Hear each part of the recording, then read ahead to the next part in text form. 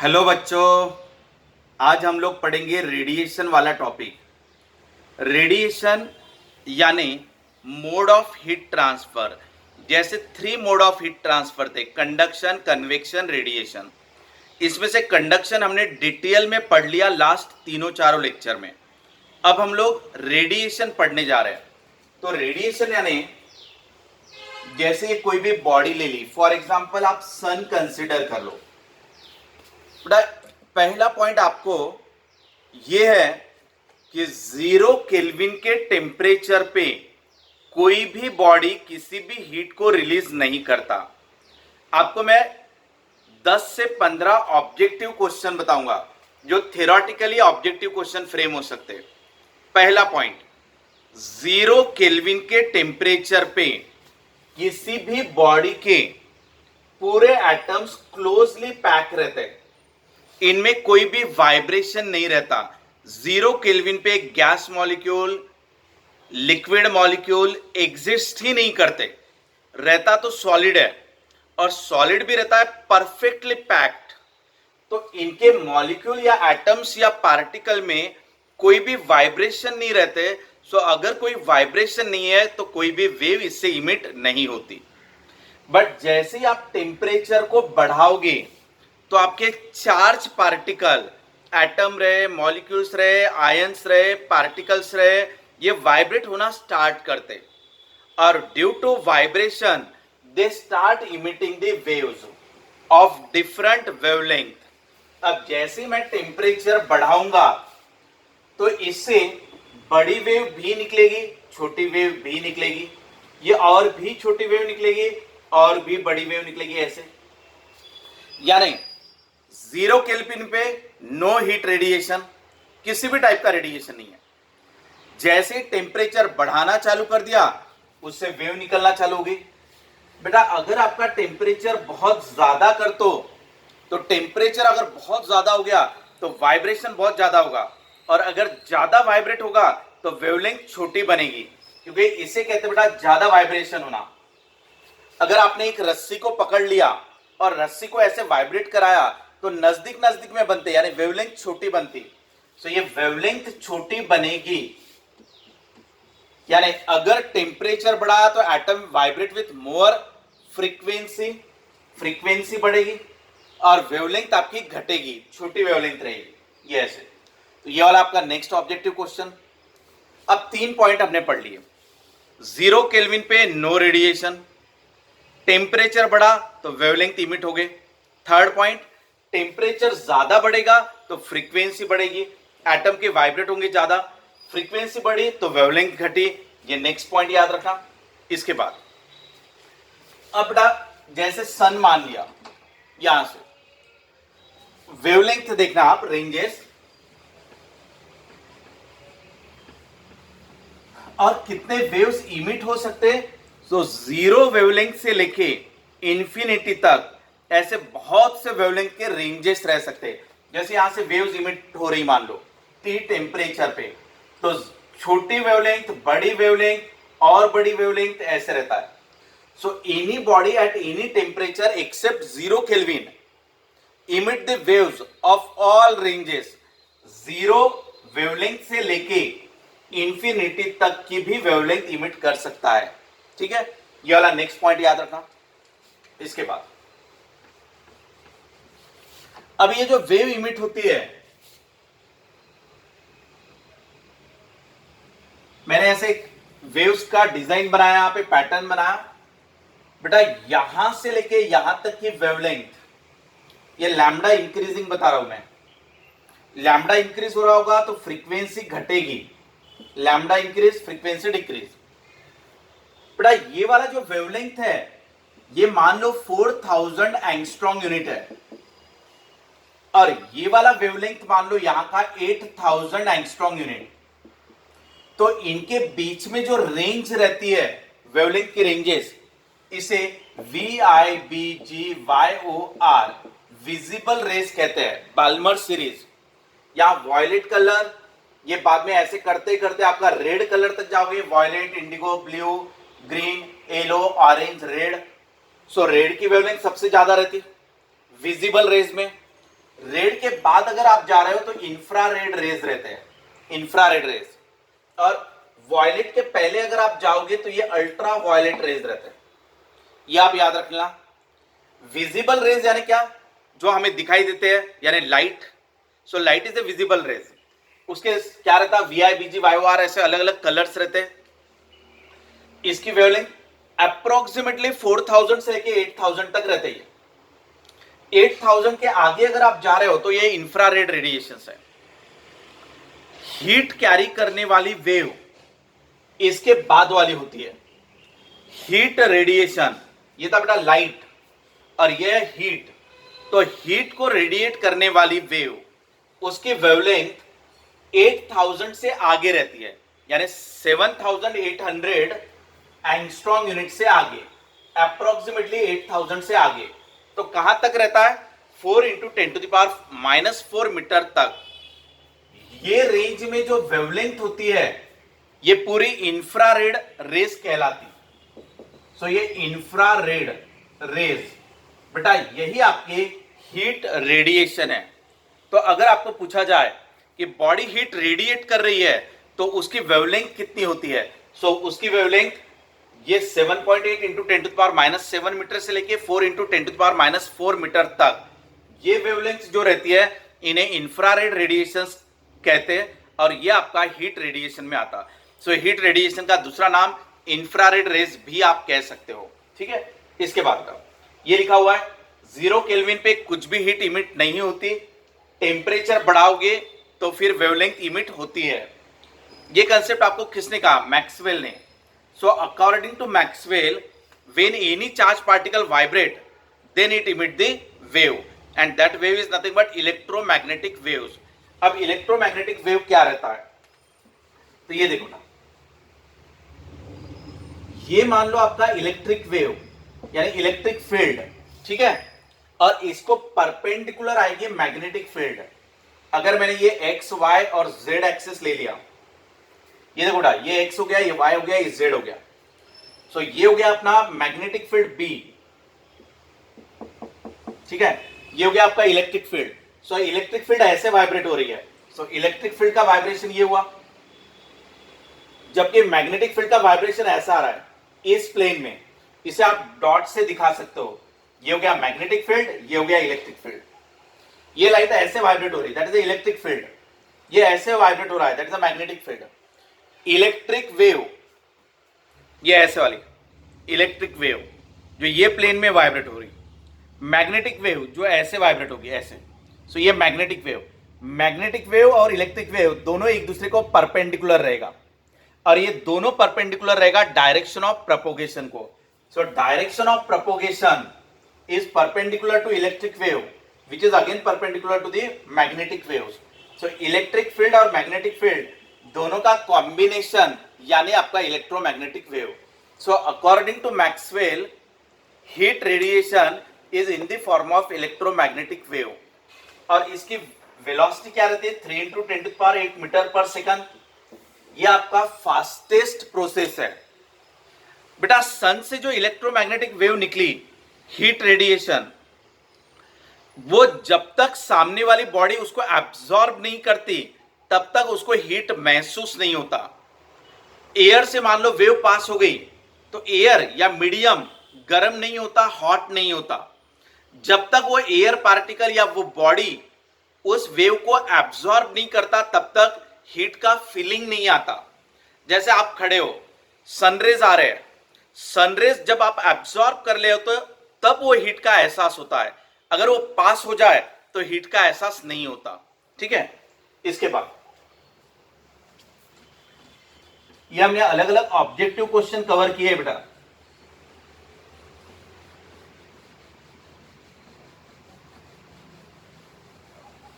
अब ये देखो,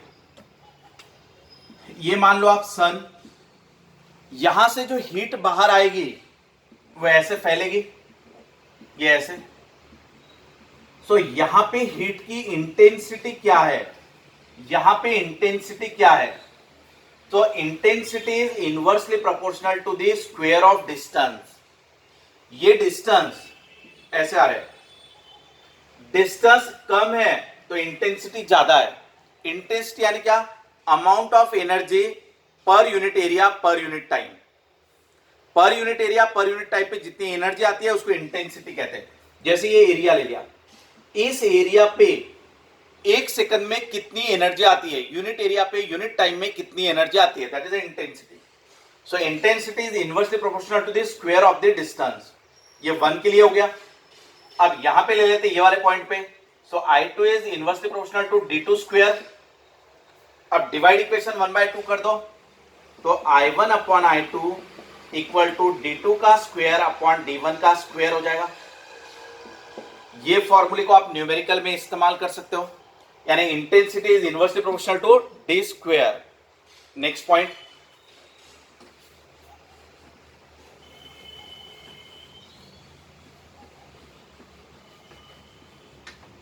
बेटा जैसे ये सन से हीट रेडिएशन आ रहा है, अब ये हीट रेडिएशन अगर कोई मीडियम पे टकराए या कोई वॉल पे टकराए, तो ये वॉल पे जब टकराते हैं तो इसके ऊपर प्रेशर एक्सर्ट करते हैं। जितनी इंटेंसिटी ज्यादा रहेगी उतना प्रेशर ज्यादा एक्सर्ट करेंगे। ये नेक्स्ट पॉइंट याद रखना। इसके अलावा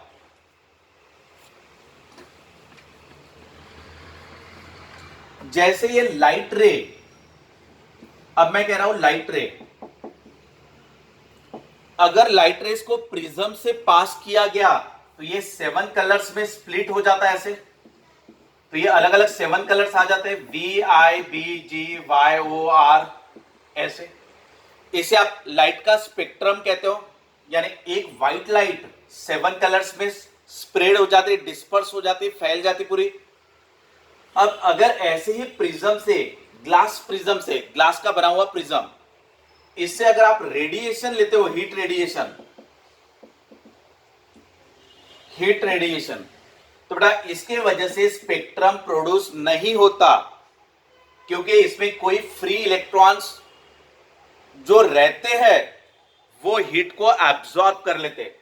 हीट रेडिएशन जब ग्लास प्रिज्म पे आता है तो ये हीट को एब्सॉर्ब करता कुछ पैमाने पे, और उस वजह से ये आपको स्पेक्ट्रम प्रोड्यूस नहीं करता, यानी अलग अलग कलर्स में इसको स्प्लिट नहीं करता। ये चीज याद रखना। ग्लास प्रिज्म हीट रेडिएशन को एब्सॉर्ब कर लेता, जबकि ये लाइट को एब्सॉर्ब नहीं करता। लेकिन अगर यहां पे लिखा हुआ है क्वार्ट्ज या रॉक सॉल्ट प्रिज्म, ये अगर लिया गया तो इनमें फ्री इलेक्ट्रॉन्स नहीं होते, इनमें फ्री इलेक्ट्रॉन्स नहीं होते तो हीट एब्सॉर्ब नहीं होता, तो ये स्पेक्ट्रम प्रोड्यूस करते हैं। और एक चीज, इनके जो क्वार्ट्ज और रॉक सॉल्ट प्रिज्म, इनके एटम पहले से ज्यादा फ्रीक्वेंसी से वाइब्रेट होते हैं। सो हीट की फ्रीक्वेंसी कम रहती तो वो उसको एब्सॉर्ब नहीं करेगा, इसकी फ्रीक्वेंसी कम रहती, जबकि इसके एटम के वाइब्रेशन की फ्रीक्वेंसी ज्यादा रहती, इसलिए भी ये हीट को एब्सॉर्ब नहीं करते, तो ये स्पेक्ट्रम प्रोड्यूस कर सकते हैं, जबकि ग्लास प्रिज्म स्पेक्ट्रम प्रोड्यूस नहीं करता। ये वाला पॉइंट याद रखना। इसके बाद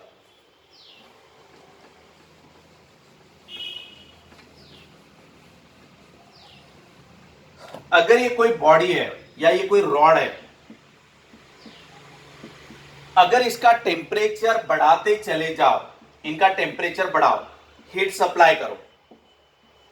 बेटा ये रॉड को हमने हीट सप्लाई किया, तो जैसे जैसे हीट सप्लाई करोगे उसका टेम्परेचर बढ़ने लगेगा, और टेम्परेचर अगर बढ़ा तो वेवलेंथ घटती जाएगी।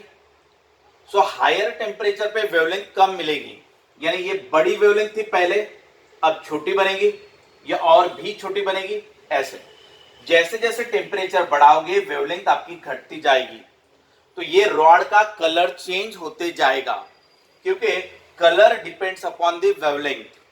जैसे हमने देखा था, ये अपना VIBGYOR ऐसा लिया था हमने। सो बड़ी वेवलेंथ यानी रेड कलर, छोटी वेवलेंथ यानी ग्रीन कलर, और छोटी वेवलेंथ यानी वॉयलेट कलर। तो इस तरीके से वेवलेंथ के ऊपर कलर डिपेंड होता है। अगर आप टेम्परेचर बढ़ाओगे तो वेवलेंथ छोटी बनेगी, तो आपके रॉड का कलर चेंज होते जाएगा। ये आपका नेक्स्ट पॉइंट, ठीक है बेटा। अब ये जितने भी ऑब्जेक्टिव्स मैंने लिए वो यहां पे लिखे हुए हैं। रेडिएशन बोले तो कौन सी वेवलेंथ, अप्रोक्सीमेटली 8000 एंगस्ट्रॉम यूनिट से आगे, ये वाला रेंज। और ये हीट रेडिएशन के अंदर आता है, इसलिए हीट रेडिएशन को इंफ्रारेड रेडिएशन भी कहा जाता है। सेकंड, 0 केल्विन पे कोई भी हीट एनर्जी इमिट नहीं होती, किसी भी टाइप की वेव नहीं इमिट होती। अगर टेम्परेचर बढ़ाओगे तो धीरे धीरे वेव्स इमिट होना चालू करते, लेकिन बड़ी वेवलेंथ रहती। टेम्परेचर और बढ़ाओगे तो वेवलेंथ घटने लगती, कलर चेंज होने लगता। इसके बाद मैक्सवेल ने क्या कहा, मैक्सवेल ने कहा कि हीट रेडिएशन होता है इन the form of electromagnetic waves. Electromagnetic waves यानी क्या, जिसमें इलेक्ट्रिक फील्ड मैग्नेटिक फील्ड दोनों एक दूसरे को परपेंडिकुलर रहती, और वो परपेंडिकुलर रहता है डायरेक्शन ऑफ प्रोपोगेशन को। इसकी वेलोसिटी क्या रहती है, 3 × 10⁸ मीटर पर सेकंड। हीट रेडिएशन ये सबसे फास्टेस्ट प्रोसेस है, ठीक है। और ये कहां से ओरिजिनेट होती है, बॉडी के अंदर जो एटम्स रहते हैं, मॉलिक्यूल्स रहते हैं, चार्ज पार्टिकल रहते हैं, वो वाइब्रेट होते हैं, और उनके वाइब्रेशन की वजह से वहां से वेव इमिट होती है। ये आपको मैक्सवेल ने कहा। इसके बाद intensity is inversely proportional to d², ये याद रखना बेटा। जैसे लाइट में reflection, refraction, interference, diffraction, polarisation, ये सब फिनोमिनन होते हैं लाइट में, उसी तरीके से सभी के सभी फिनोमिनन रेडिएशन में भी होते हैं। तो हीट रेडिएशन भी आपका reflection, refraction, polarisation, interference, diffraction सभी फिनोमिनन शो करता है।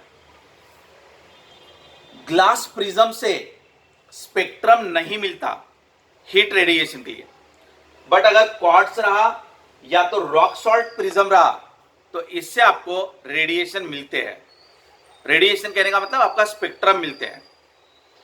टेम्परेचर बढ़ा तो वेवलेंथ घटेगी, तो कलर चेंज होगा। टेम्परेचर बढ़ेगा तो वेवलेंथ 0 से लेके इंफिनिटी तक कोई भी वेव वो बॉडी इमिट कर सकता है। इसके अलावा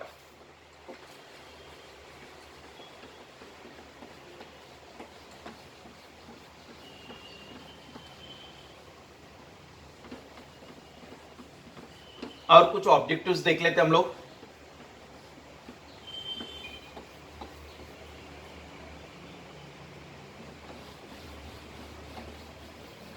एग्जाम में कुछ थ्योरेटिकल ऑब्जेक्टिव क्वेश्चंस आते हैं, इसलिए आपको ये वाले थियरी पॉइंट्स अच्छे से याद रखना है।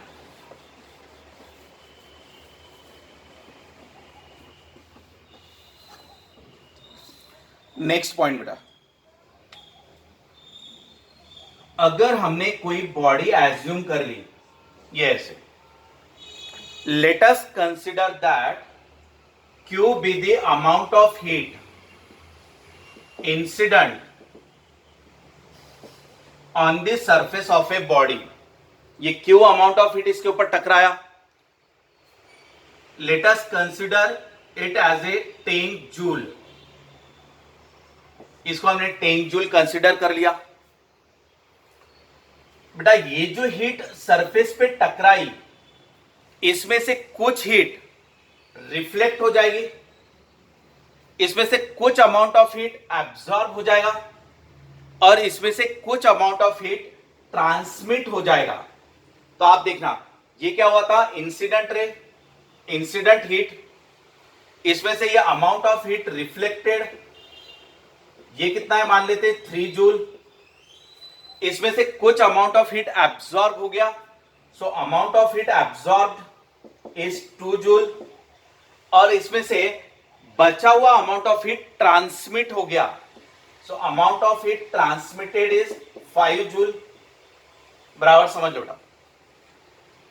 बॉडी पे कितना हीट टकराया था 10, उसमें से रिफ्लेक्ट कितना हुआ 3, एब्जॉर्ब कितना हुआ 2, ट्रांसमिट कितना हुआ 5।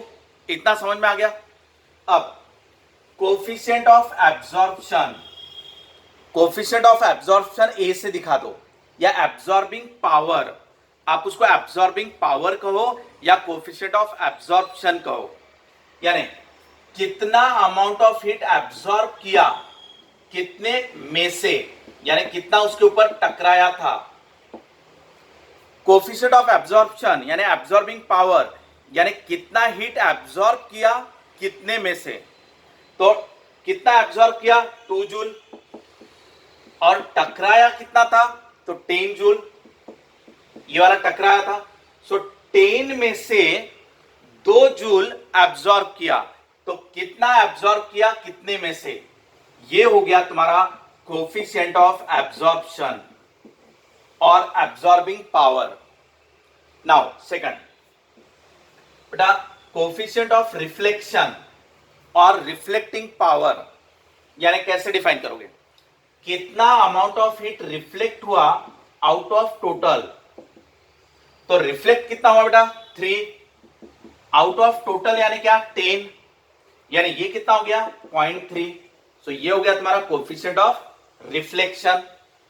सेम इसी तरीके से डिफाइन करो कोफिशिएंट ऑफ ट्रांसमिशन और ट्रांसमिटिंग पावर, कितना अमाउंट ऑफ हीट ट्रांसमिट हुआ आउट ऑफ टोटल, तो ट्रांसमिट कितना हुआ बेटा 5 joule, out of total 10 joule, यानी ये कितना हो गया 0.5।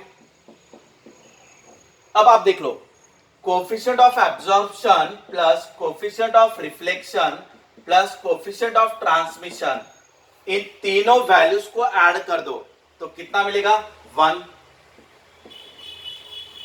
ठीक है बेटा, ये आपके ऑब्जेक्टिव क्वेश्चन आप भरेंगे और इसमें अलग अलग पॉइंट्स ले लेते हैं हम लोग, और कौन सा ऑब्जेक्टिव पॉसिबल है।